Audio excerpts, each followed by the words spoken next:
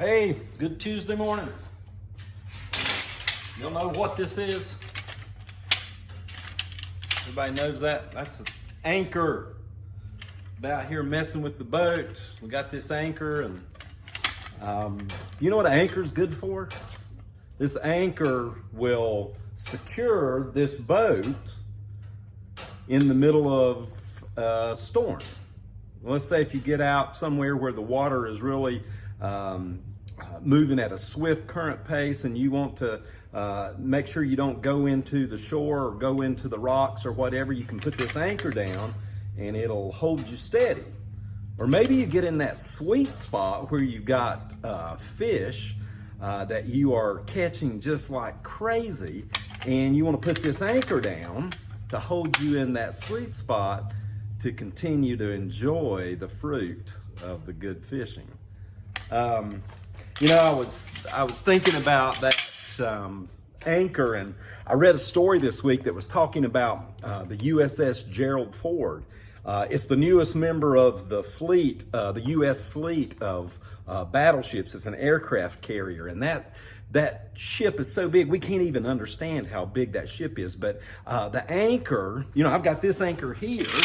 This anchor, it don't weigh hardly anything for this boat right here, but that anchor for the USS Gerald Ford weighs 30,000 pounds. Just one of the links of the chain weighs 136 pounds. One link, so it's huge. And you can't even think about that. But that's what it takes to anchor a ship the size of an aircraft carrier. Now, I want you to think about something in your life. What do you use to anchor you in the worst storms of your life? You're going through a sickness, you're going through this pandemic, you're going through a financial crisis, you're going through a relationship struggle, you're going through a divorce, you're going through whatever you're going through. What do you use to anchor your hope? Let's listen to what the author of Hebrews, the book of Hebrews, listen to what they say here. They say, we have this hope as an anchor for the soul, firm and secure. It enters the inner sanctuary behind the curtain. He's talking about the old sanctuary model, the old temple model, the tent, the tabernacle, where you had the Holy of Holies, and there's a veil that separates that wonderful place where God's presence dwelled. What holds you? We have a hope that anchors us to the Holy of Holies. We have a hope that anchors us to God Himself, to that peace, to that power that gets us through every storm. And the writer of Hebrews is talking about none other than Jesus Christ, our great high priest. He goes on to say, in the order of Melchizedek.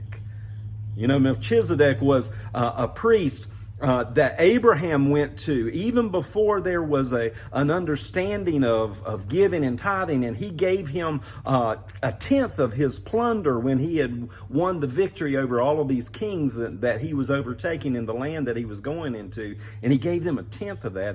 And so Jesus is this person that we give ourselves to. And when we give ourselves wholly and fully to Him, and we give our lives to Him, then He gives us a hope to hold on to that anchors us, just like that anchor holds this boat in place. In the good times, it holds me close to the fish that I'm catching. It holds me close to the good times, the success that I'm having, and it holds me close to Him, letting Him know that He is the author and the Father and the giver of all good gifts. But in those hard times, that anchor holds this boat from hitting the rocks and crashing and burning. And that's what Jesus does to us. In the difficult times, that anchor, this hope that we have in Jesus Christ, in His coming again, in His bringing us through every storm, every hardship, every difficulty, that is a hope that anchors our soul.